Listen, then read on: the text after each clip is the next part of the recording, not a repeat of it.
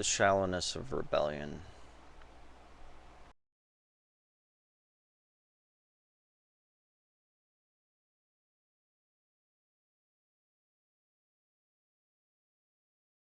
Well, first of all, if we adopt the same methods as the authority we seek to rebel, we're not solving problems, we're creating more. And the key example to this is violence. It's easy when we see someone performing evil to take it upon ourselves to destroy that, to cease the evil. But in doing so, we become evil ourselves. And maybe that terminology doesn't strike you well.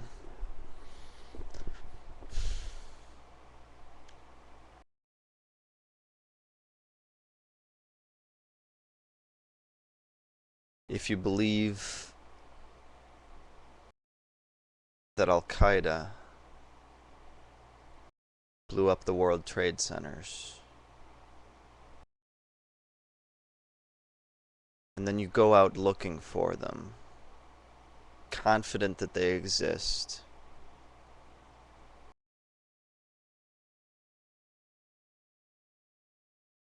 but with no real knowledge of where they are, who they are, what they look like,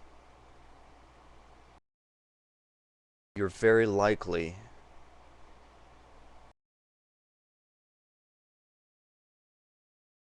to misidentify.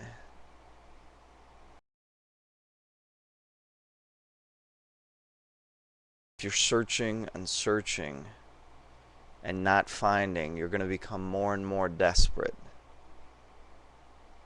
The desire to get retribution is going to fill you. And pretty soon you're killing innocents.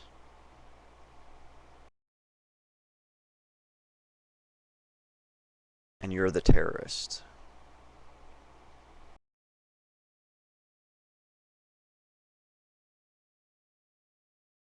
Some examples of surfacey rebellions.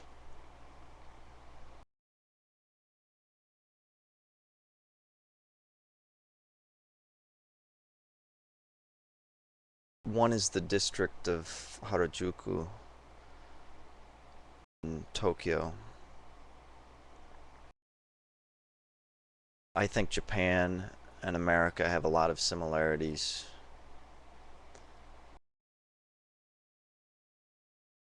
We're both very advanced,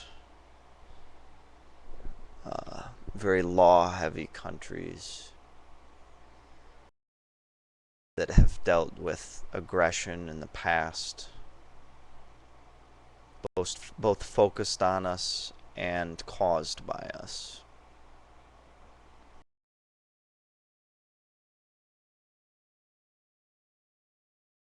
Japan is probably, it is a much more homogeneous country than ours is. The people across the island look more like each other than we do. And in their laws and even rules in other institutions,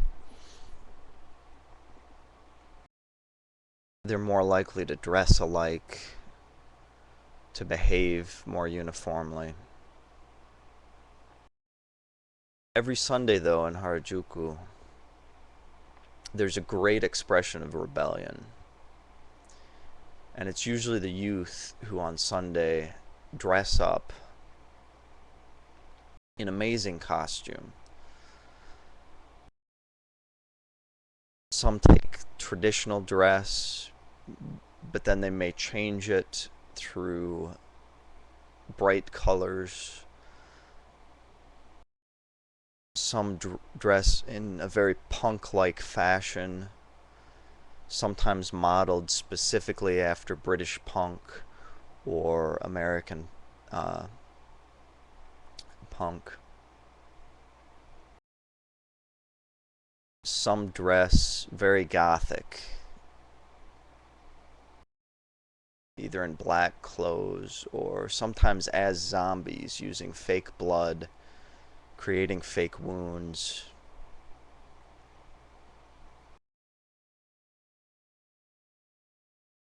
It hits me on an emotional level, and I really like it. And I've looked through photos of people dressed up for these Sunday events. There are even publications where people photograph on Sundays and then compile them.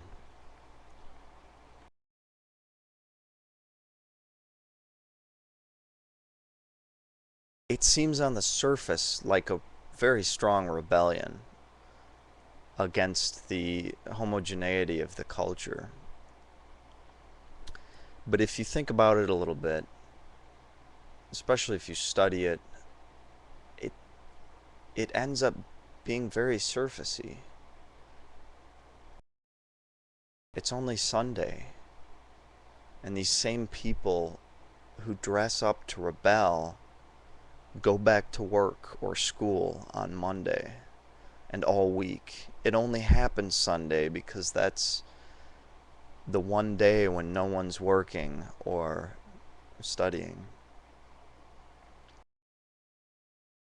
And the government smiles at it because it allows these participants to kind of vent their frustration at how uniform their life and culture is.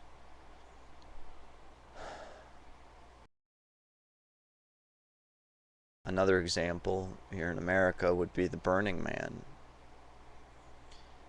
I find it humorous that the one thing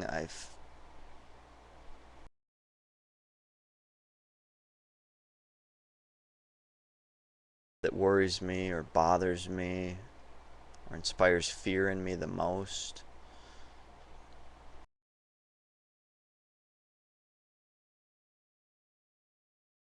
is the burning of the great effigy at the Bohemian Grove. Cloaked men in a secret society setting fire to an effigy of their god, watching the destruction. Annual event.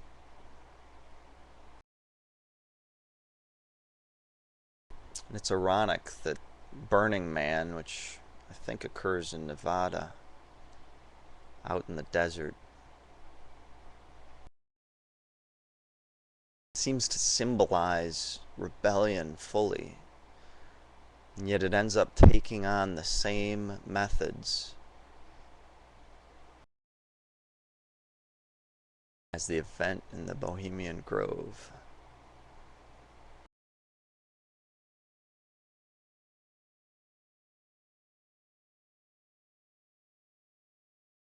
And I have to keep going.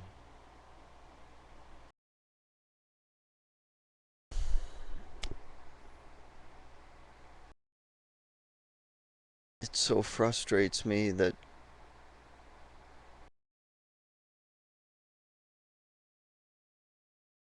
I can't express what I need to within the limit of YouTube.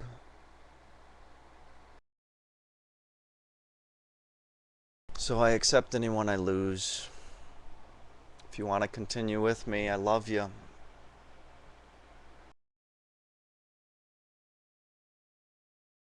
Go on.